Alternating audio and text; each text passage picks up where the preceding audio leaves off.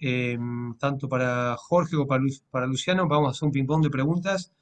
Se nos fue el tiempo, no tenemos, pero bueno, hay varias preguntas, así que arranco con lo que sé que Jorge no llegó a presentar, que es un poco propuestas para futuro, algunas cosas más mirando dónde estamos, con todo lo que se hizo mal, lo que se hizo bien, el daño que hay y qué imagina que se puede estar trabajando de acá en adelante. Desmuteate, ¿eh?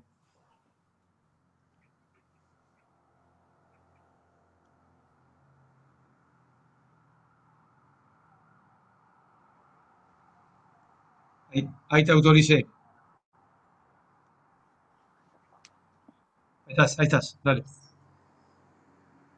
Yo lo que vimos, cómo sufrimos nosotros y cómo sufre la salud, hubo una curva COVID que es la que ya todos conocemos, las cifras nos las repiten todos los días. Hay una curva COVID que se empezó a hablar en los últimos tiempos, que es todo lo que estamos pateando para adelante. Los infectólogos saben muy bien controlar la infección, cómo no contagiar, cómo aislar, pero se olvidaron de controlar el resto de las enfermedades. Hubo una caída terrible de las consultas médicas, de las urgencias.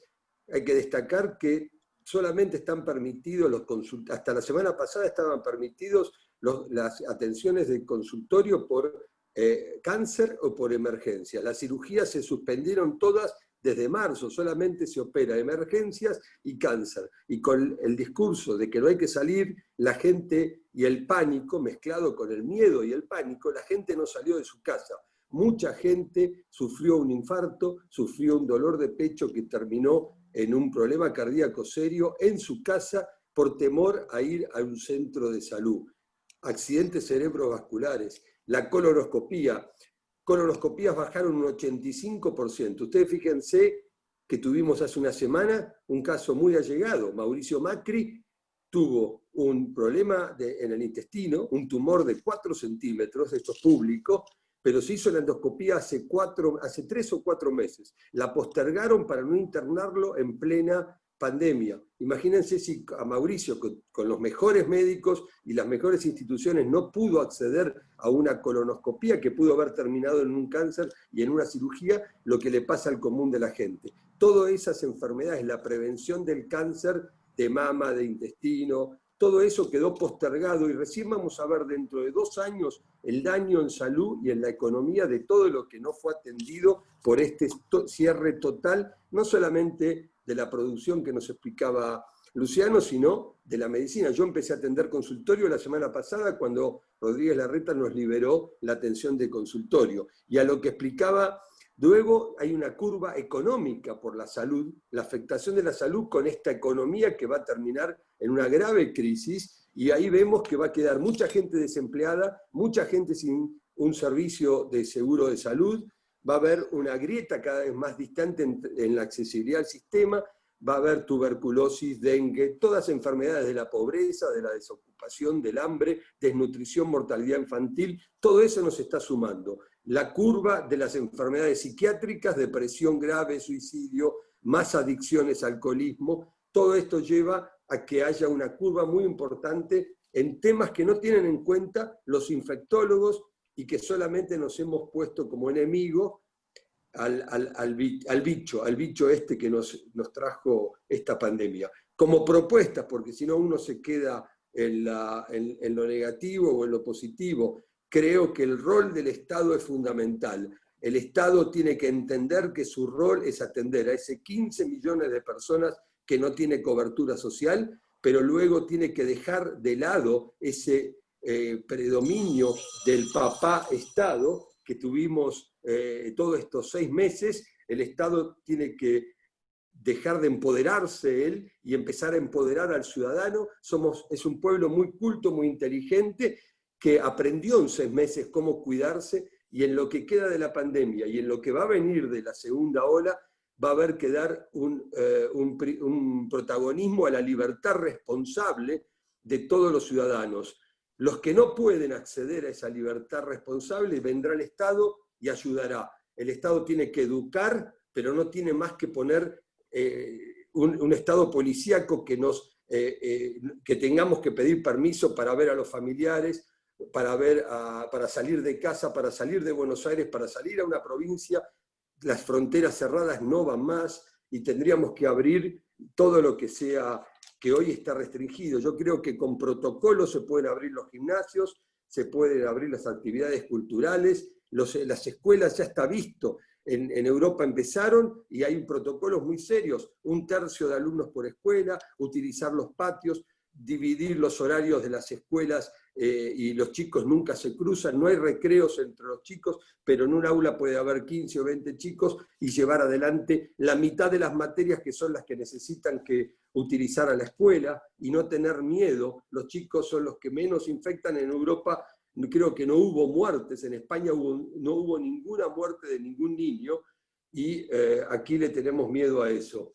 Y bueno, terminar con la grieta, no politizar la pandemia ni la cuarentena. Esto lleva a que hoy ya no hay diálogo entre los distintos sectores y volvimos a una grieta. Hoy salió lo de la justicia, no se están ocupando ya del virus, hoy nos empezamos a poner a ocuparnos de la grieta política. En definitiva, hay una gran cantidad de ONG, de iglesias, de gente que está para poder testear, rastrear y aislar. Los testeos hay que salir a comprarlos, se suben en un jumbo y hay que salir a comprarlo al doble o al triple, pero necesitamos 1 millón de testeos para poder afrontar la segunda ola. Hoy tenemos 15 a 18.000 testeos por día contra 100 y 180.000 de países desarrollados. Chile tiene 100.000 testeos por día con una población totalmente inferior. Y empoderar a los ciudadanos y a las organizaciones, a las ONG. Ahí esas organizaciones pueden hacer el rastreo. En España leía en el diario El País el otro día que estaban pidiendo al ejército, palabra parece políticamente incorrecta, pero vimos hace poco como la Cámpora salió a dar comida junto al ejército en Quilmes, un bastión ahora de la Cámpora, y no se cayó ninguna vestidura. Por lo tanto, el ejército o las ONG o la iglesia protestante católica pueden salir a hacerse cargo de geriátricos y salir a rastrear, que es lo más importante. Y el último tema, el mensaje. El mensaje no puede ser de miedo y de pánico, no podemos estar explicando de que no van a quedar respiradores, de que hay que quedarse en casa porque va a haber gente que va a morir. Esa realidad que se vivió en Europa, acá no se va a vivir. Algo que decía Luciano, es la realidad diferente a la nuestra. Nuestra realidad, acá copiamos a Europa, pero nos olvidamos que hay 15 millones de personas en hacinamiento y esa cuarentena que dura 194 días hoy, en el conurbano y en los 15 millones de hacinados no se puede llevar adelante, y ahí vino el incendio de los contagiados en la Villa 31, ya llegamos al rebaño con más del 50% de inmunidad en toda la Villa 31, o sea, el lugar es el hacinamiento, esa gente sale a Recoleta, Barrio Norte y contamina, y estuvo infectado. Como mensaje final, ahí creo que si se puede compartir un poco la pantalla, Gise, tengo 2 fotos finales. Una, el otro no la tema tengo, Jorge. Perdón. No, No tenía la tengo la Milagros, ya está. pantalla. La tenía Milagros y se retiró. Sí, sí. Listo. bueno. Hacemos mensaje final sin Silvina. Tengo Sí, una pero te pregunta quedó para dos. Luciano. Sí. No, Bueno, hacé tu reflexión final, Jorge, dale. Y vamos a Luciano. Tenía 2 imágenes muy buenas. Una, no volver al pasado, la fiebre, la gripe española nos demostró que todo el mundo usaba barbijo y estaba todo el mundo encerrado. Acá la única arma que tuvimos fue el barbijo y el aislamiento. Luego poder lograr que se digan cifras ciertas. No podemos tener lo que nos enteramos el fin de semana pasado, 3.500 muertos, pero quedan hay otros 500 que se fueron sumando despacito y ocultos durante la semana, que pasamos a tener 460 por día. Eso lleva casi 4.000 ocultos de provincia de Buenos Aires y quedan, como anticiparon, un montón de cifras que no fueron todavía develadas del interior del país. Y esto me recuerda a los políticos cuando los días de elecciones se ocultan en el escrutinio las cifras las primeras horas y luego a las 12 de la noche se da el escrutinio verdadero y nos llevamos sorpresas, o algo que a mí me puso los pelos de punta el fin de semana cuando me enteré de esto, pensar que también nos ocultaron las cifras verdaderas, y esto, bueno, somos pocos y lo puedo decir, en la Guerra de Malvinas. En la Guerra de Malvinas no se dijo al principio, se utilizó algo parecido, vamos a ganar, luego se ocultaron los fallecidos, y luego se ocultaron a los héroes. Ojalá esto no pase aquí, pero en la Guerra de Malvinas murieron 650 jóvenes y militares, y aquí tuvimos el fin de semana solo 5 guerras Malvinas de fallecidos. Esto no puede ocurrir.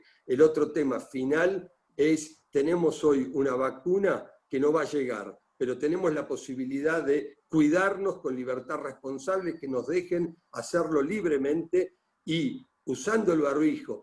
Ojalá pudiéramos tener un Día de la Madre dentro de 2 semanas o 3, abrazando a nuestros seres queridos. Ojalá podamos tener una Navidad sin este distanciamiento, y como en Suecia, que se permiten reuniones de más de 50 personas, se permite una actividad en los colegios abiertos. Acá lograr que el barbijo, que es un aislante terrible y que hace que la carga viral baje notoriamente, hace que sea la mejor inmunidad que podamos tener, porque si nos contagiamos va a ser muy leve, porque vamos a estar protegidos. Y si no enfrentamos al virus, vamos a seguir postergando esta curva permanente y no vamos a llegar a estar libres. Y el último mensaje es levantar las defensas. La mejor defensa es tener un buen ánimo, no tener la incertidumbre que tenemos, no tener la depresión que tenemos, no tener la posibilidad de saber que perdemos un trabajo a fin de mes, de saber que podemos tener actividad, de tener la dignidad de trabajar, de circular, de encontrarnos con nuestros familiares. Hay padres, hay abuelos que están hace 6 meses sin ver a la familia, y esto seguramente con calidad de vida y estando positivos y no encerrados en depresión, es la mejor manera de levantar las defensas. Sumado al cuidado, al distanciamiento responsable y al barbijo, podemos tener la mejor inmunidad y llegar a la vacuna casi con una inmunidad de rebaño y poder vivir de otra manera. Gracias a todos, y bueno, las preguntas si hay. Gracias, Luciano, también por haber estado acá. Muchas gracias, Jorge. Tengo una pregunta para Luciano. Hola, Luciana, que voy a sintetizar. Varios preguntaron más o menos por esta línea que te voy a hacer, si hay alguna iniciativa en el bloque para recuperar las pymes y la inversión en productos más allá de las medidas nacionales implementadas en los últimos meses. Nosotros al inicio de la pandemia presentamos todo un paquete de medidas, en particular el bloque PRO.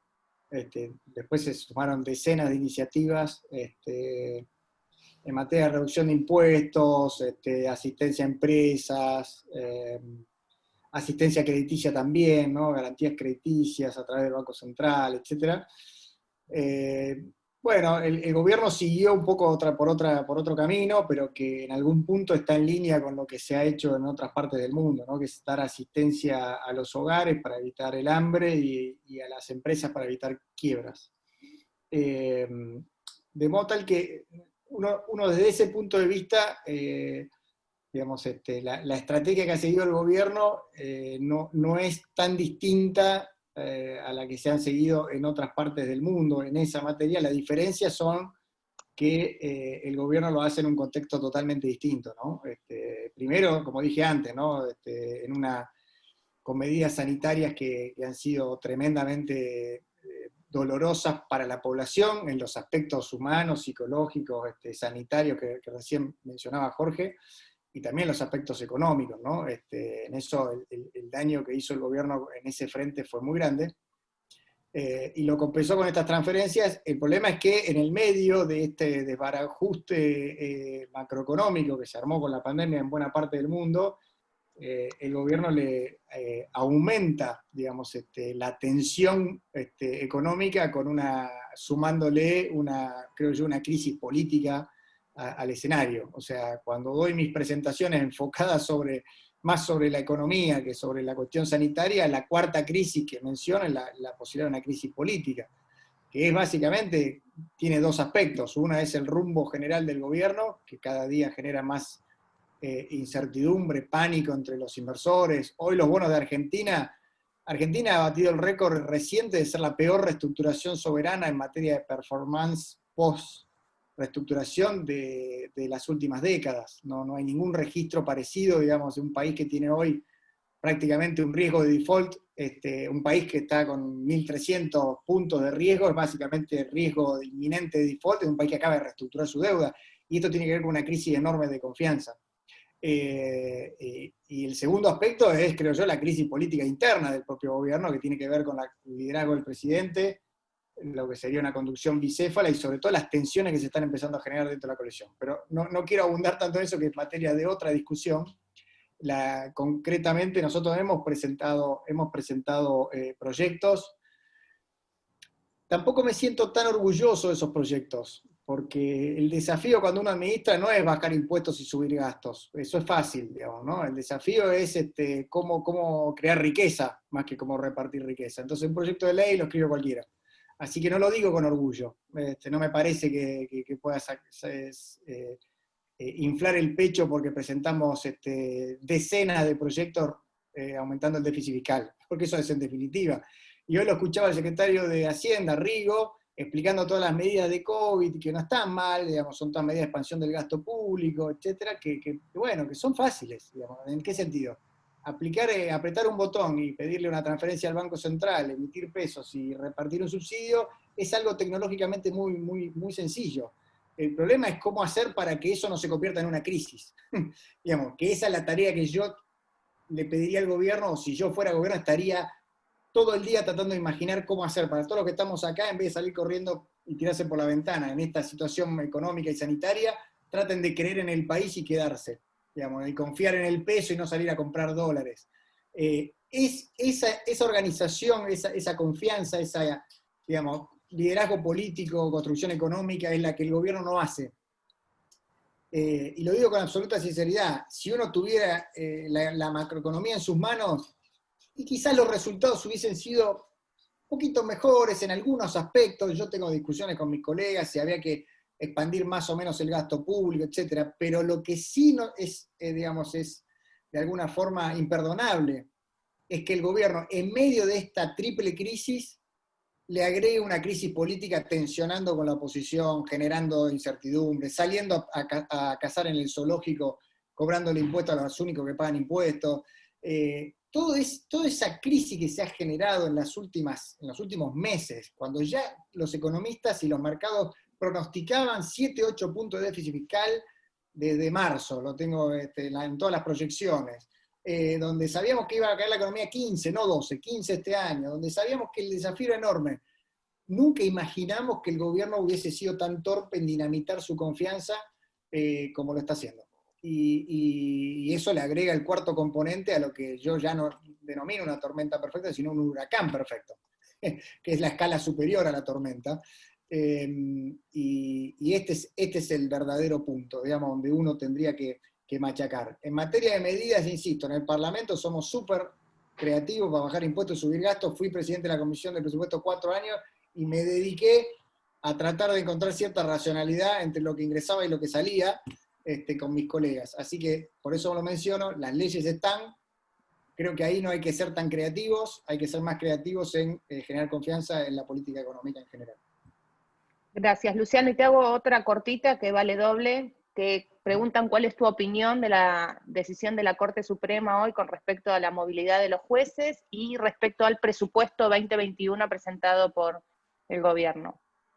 Estando Juan acá presente, no me atrevo a dar un dictamen. Por lo que leí, porque estuve en comisión todo el tiempo, la Corte anunció que va a tratar el per saltum y que eso ya me parece que es una victoria para la República.